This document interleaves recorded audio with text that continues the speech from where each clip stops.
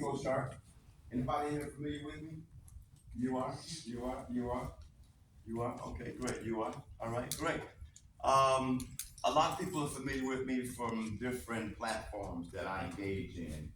Um, and I'll just talk a little bit about myself, then we're gonna get to the reason that I'm here today. First of all, let me say that I'm grateful to Mr. Orlando Norwood that has given me an opportunity to come and speak to you all. And I'm also grateful for your coach for allowing me to be able to come here this morning. Can you just put your hands together for Mr. Norwood and Coach there? I'm a motivational speaker. I'm a pastor. I'm a life coach. I'm a mentor. I've been traveling the world for years speaking. This is what I do. Um, my life has a story of its own. And a lot of people know me from my television ministry, see me on billboards, um, radio show, being guests on different people, talk shows, and things like that. But there was a particular point in my life when I was sitting right where you were, and I was a honor roll student, straight A student in the ninth grade. And at some point, I decided that school was no longer for me. I wanted to do something different with my life, which was a terrible choice. Perhaps the most dreadful mistake I've made in my life. So I dropped out of school in the ninth grade as an honor roll student. I love science, I love math, I love social study, I love drawing, I love being in school. But I had my eyes and my focus on some young boys that were also in my school that were doing some things that they should not have been doing. And as we would say in this day and time, they were on some other stuff. They were thugs. They were gangsters. They were players. They were drug dealers.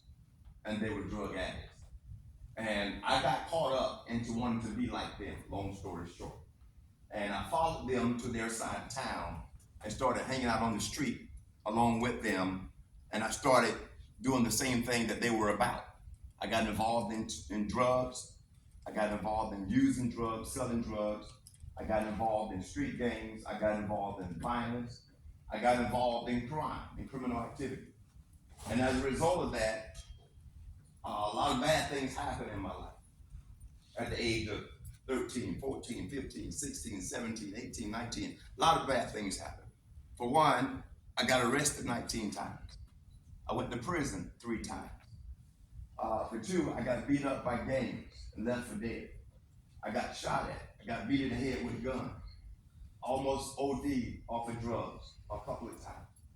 And finally, I decided while in prison facing 22 years for dealing in drugs that I needed to turn my life around. I needed to change.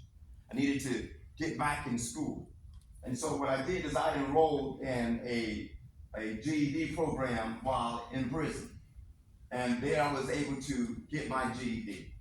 You see, you guys are in school right now. You have a great future ahead of you, and you get to graduate and walk down, basically the aisle with your cap and gown, and your family in the audience celebrating you while you graduate. I didn't get to do that.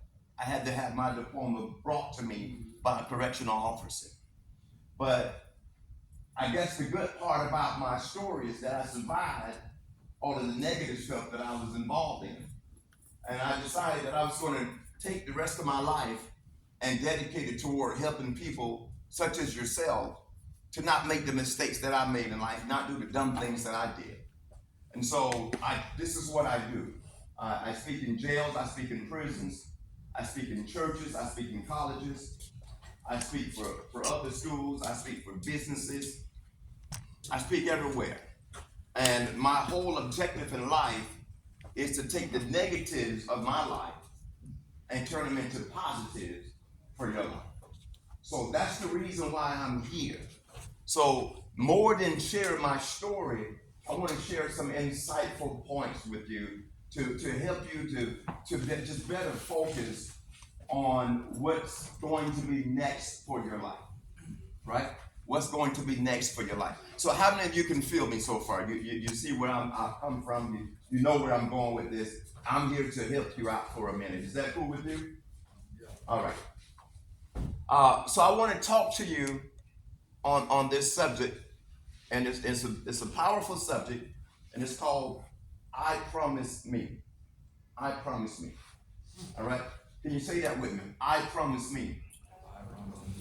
Oh, you gotta talk a little bit louder so I can make sure that we're feeling each other here. Say it again. I promise me. All right. And I'm gonna tell you what that's about. And I know you're just kind of saying something from the blind side without fully understanding what that verbal commitment is. But when I say to you, I promise me, I'm saying to you that you have to put you first in front of everybody. You have to make sure that you dedicate your life to doing what's best for you. Does that make sense? You have to make sure that you make a commitment to yourself, that you're going to give yourself the best chance you have out of life. Let me say to you that you only get to live once. You only get to live once. Life is really short. And life can end without any notices or forewarnings. I'm going to tell you this, and you may not believe this, but I've had, just in the last couple of months, 5 people in my family to die. 5. 4 in 1 week.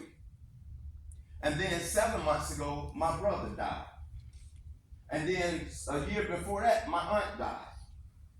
And then a year and a half before that, my father died. When I say to you that life is short, I'm telling you what I know. Being a pastor, I have the honor and the privilege of sharing with families during their time of grieving or bereavement, particularly when someone dies. And I see students your age, young adults at your age category, being laid in a casket, and even children, and even babies. So when I say to you that life is short, I'm not telling you something that I heard, I'm telling you something that I know. And so when I say to you that you have to make a dedication or you have to make a commitment to take care of you, I'm telling you this because I've been down the street where people are dying and I see what's happening.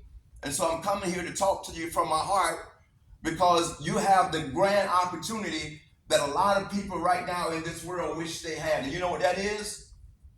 You have your youth. So that means your whole life is ahead of you. But the question is, what are you going to do with your life? What are you going to do with the time that you have? What are you going to do with the years that you have in front of you? What are you going to do with your future? What are you going to do with your career? See, some of us in here, we got people in our lives that we call friends or homeboys or homegirls or associates and what have you. And they're not really living a positive life. They're doing some things that your parents would not approve of. They're doing some things that you know you shouldn't engage in. But yet, you turn the blind eye to that because you rather have them in your acquaintance as a friend or a homeboy or a homegirl or what have you, and you don't realize that the negative things that they're doing is starting to rub off on you. You don't realize that the way they talk to their parents is the way that you're beginning to talk to your parents. You don't realize that the way they sag their pants are the way that you're beginning to sag your pants.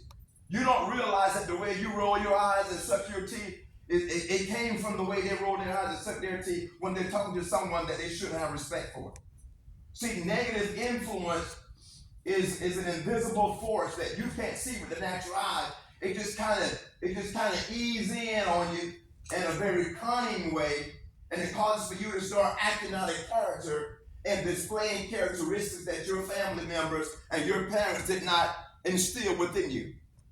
Anytime you find yourself wanting to do things that you normally would not do, or wanting to say things that you normally would not say, or find yourself thinking in a way that you normally would not think, somebody's influence is starting to rub off on you. And what you have to do is you have to take the initiative to say, I'm not going to be that way. I'm not going down that street. I'm not going to talk back to my parents. I'm not going to be a bully in school. I'm not going to follow a crowd to a gang fight. I'm not going to stay after school when I need to catch that bus and go home. I'm not going to go home and lie to my parents about what happened at my day in school. And I'm not going to come to school with an attitude. And I'm not going to talk back to the people here at this school that are here to help me get an education. And foremost, I'm not going to put myself down and let myself down and fail me and disappoint me when I know I deserve the best that this life has to offer. Are you understanding what I'm saying? If you understand what I'm saying, raise your right hand and say, I understand what you're saying. I understand what you're saying. So you owe you, and you have to promise you that you're going to give yourself a fair chance at life. You have to promise you that you're going to take whatever licks comes at you and that you're going to keep on ticking. You have to promise you that I'm going to graduate and I'm not going to let anything stop me from graduating. You have to promise you that if you're going to go to college, that you let nothing derail you from going to college. You have to promise you that if you want to be a football player, that I'm going to work hard, I'm going to keep my scores up, and I'm going to work hard to be the best football player I can be. You have to promise you that if you want to be an athlete or a track star, that you work hard at it and you don't let drugs and you don't let alcohol and you don't let the games and you don't let the street life or anything else stop you from doing just that. If you want to be a doctor or a psychiatrist or a psychologist or an engineer or an architect or a police officer or an attorney or a judge, you have to promise you that I will not stop until I reach my goals. I will not stop until I accomplish my plans. Say this with me. I promise me. I promise me. See, when I ask you to say that, you're saying it because I asked you to say it. But what I need you to do before I leave here this morning, or before this class is over, is I need you to say that to yourself because you owe that to yourself. Now, in order to say, I promise me, and mean that from your heart, there's a couple of things that has to happen. Number one, you have to love you. You have to love you. You have to love you. What did I say? You have to love you. Say this with me. I have to love me. I know y'all can talk louder than that because before I came in, I can hear y'all in the hallway. Come on, elevate your voice a little bit. Say it with me. I have to love me. I have to love me. Can you say it a little louder? Can you say it a little louder? I have to love me. All right, all right. So if I gave all of y'all $20 a piece, let me hear how you would say it if I gave you $20 a piece. Go ahead and try it on count of three. 1, 2, 3. I have to love me. All right. Some of y'all fell for it. Okay, the second thing is you have to believe in you. You have to believe in you. So let me ask this question. How many of you in here believe in you? You believe in you. Okay, so when I say how many of you believe in you, what does that actually mean? What does it mean to believe in you? It means that you have confidence in your ability. You have confidence in your ability to do whatever it is you set your heart and mind to do. Is that right? So you have to love you. You have to believe in you.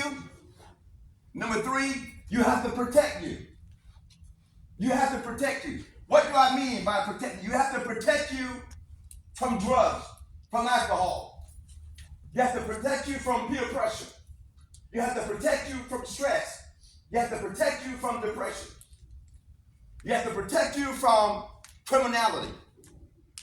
The number one, let me see, who knows the number one killer for teenagers? Who knows what that is? The number one cause of teenage death. Does anybody know? What is it? Nope, violence is number 4. Suicide is number 2. Huh? Drugs is number 3. Car accident.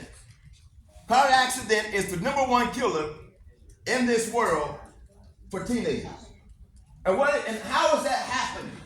Well, a lot of times when somebody your age get a driver's license, they're so excited and so eager to get behind the wheel of a car and drive that they're not really focusing on everything that's in their environment or everything in their peripheral.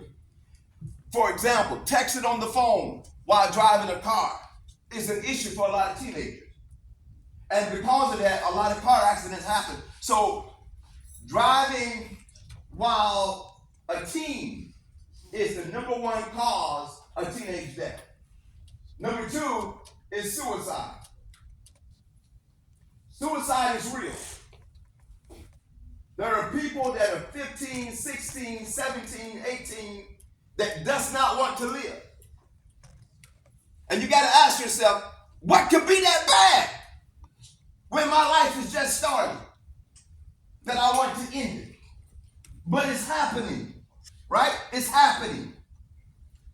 And then you got to ask yourself, what is it about drugs and alcohol that children my age are engaging in and is taking their life?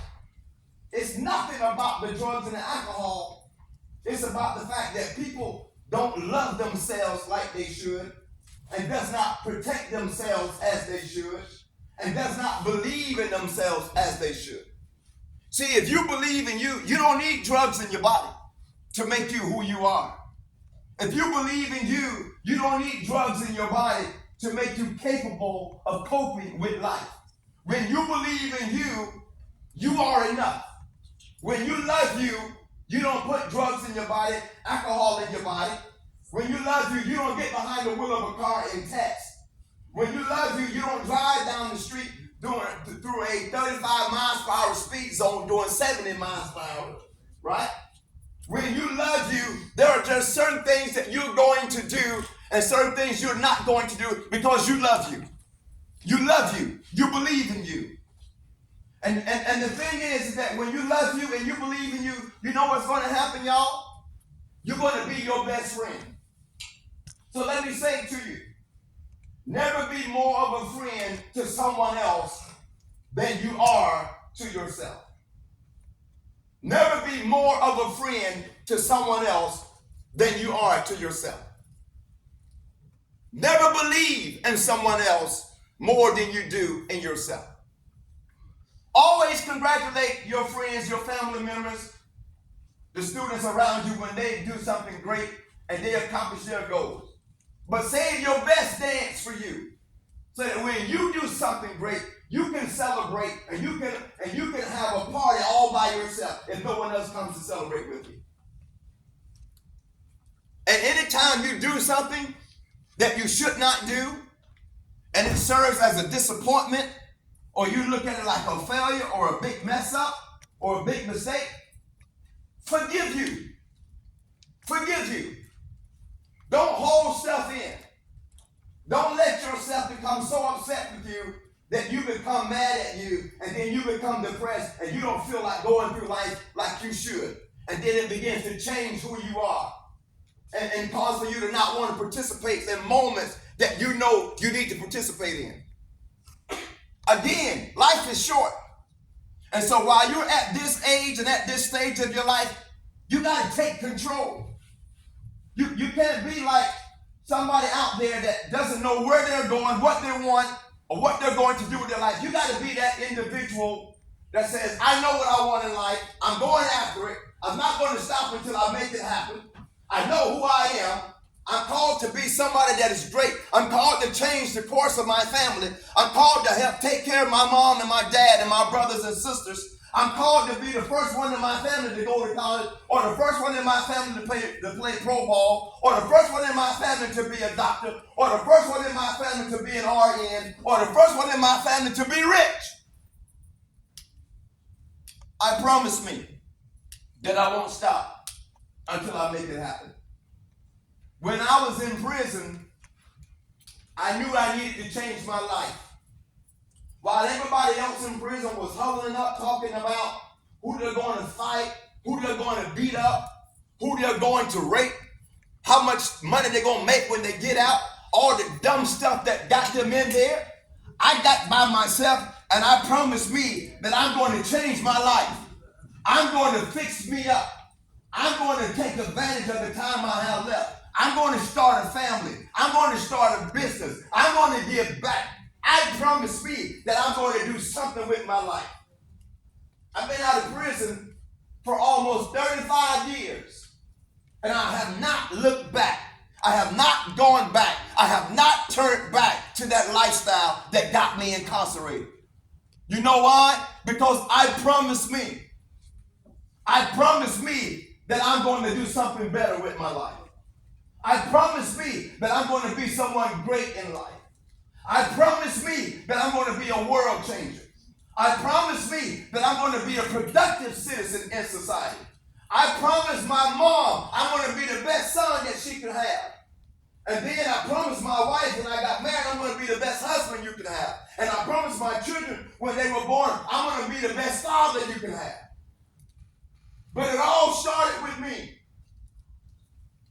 I had to make a promise to myself. How many of you are ready to make a promise to yourself today that you're going to give yourself the best shot in life? Raise your hand if you're ready to do that. Okay, so if you're ready to do that, I want you to do something for me. I know all of you in here have cell phones. Take your cell phone out. If you don't already have it out, take your cell phone out. Go to your camera. I want you to do something with me real quick. Go to your camera. Get ready to do a selfie. Get ready to take a selfie of yourself. It's real simple. What you're doing is you're capturing this moment.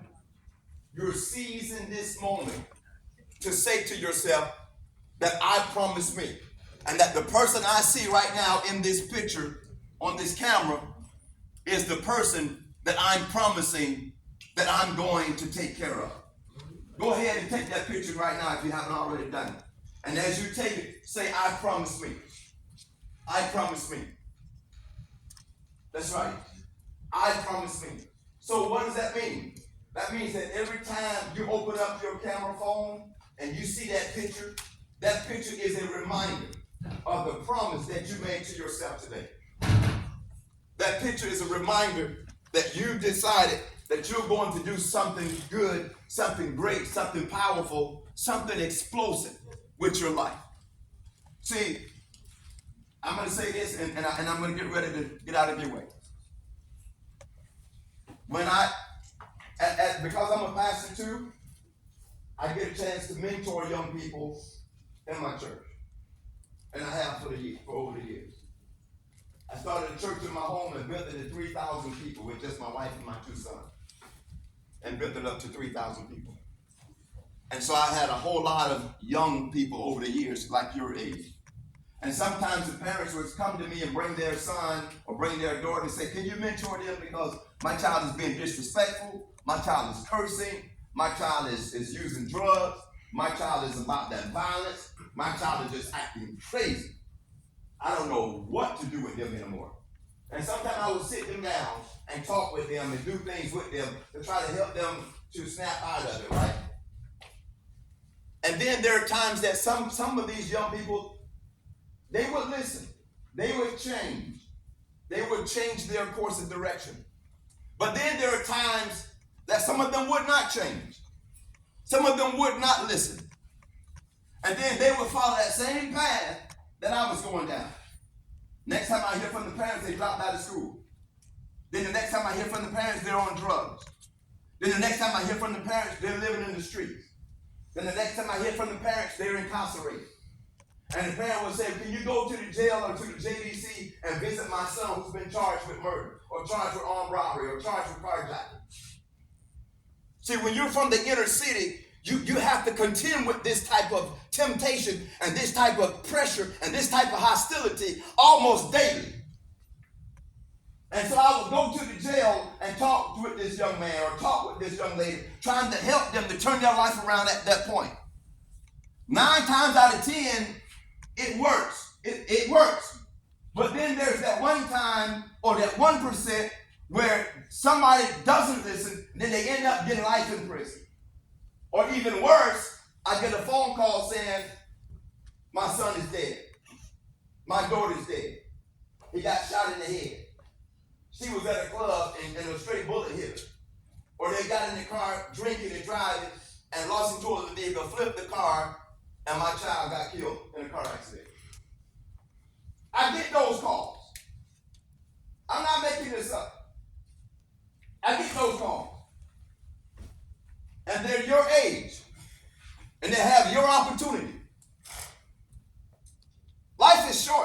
Life is not a game. Life is not a joke. What you hear about on the news is happening. And sometimes it hits home, doesn't it?